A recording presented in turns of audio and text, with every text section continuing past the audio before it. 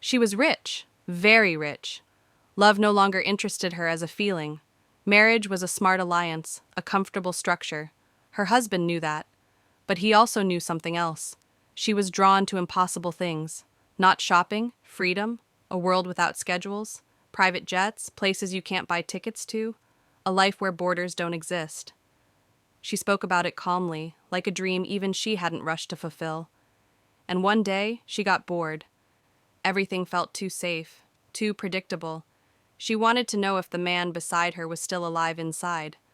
The bet was arranged quietly, through one of her husband's friends. He hated the idea immediately, refused, until he heard the amount. It was enormous, indecent, the kind of number that changes how you breathe.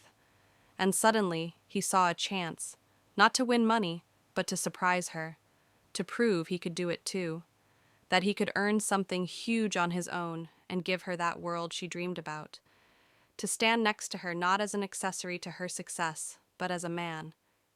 He chose the new secretary, and almost instantly realized this was the hardest role of his life.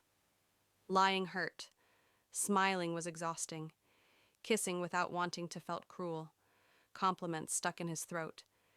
Every night he wanted to quit, to admit defeat, to confess everything.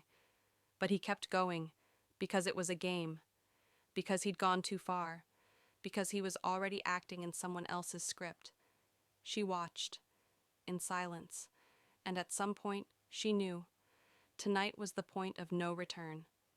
Tonight the betrayal was supposed to happen, and if she didn't stop it, they would both lose. The meeting was planned at a hotel. The proof was ready, lingerie left in plain sight. The hour arrived. He was shaking. She was wearing expensive underwear, touching him, rushing him. He said his stomach hurt and locked himself in the bathroom. Looking at himself in the mirror, he finally understood what he was doing, that he was about to trade love for money, that the life he wanted to give her could be built without humiliation, and that he didn't want to step out of that bathroom. "Come out," she called softly from the bed, and then the door burst open. His wife rushed in, panicked, crying, "Michael, stop! This is my fault. I don't want to lose you." She froze when she saw only one woman on the bed.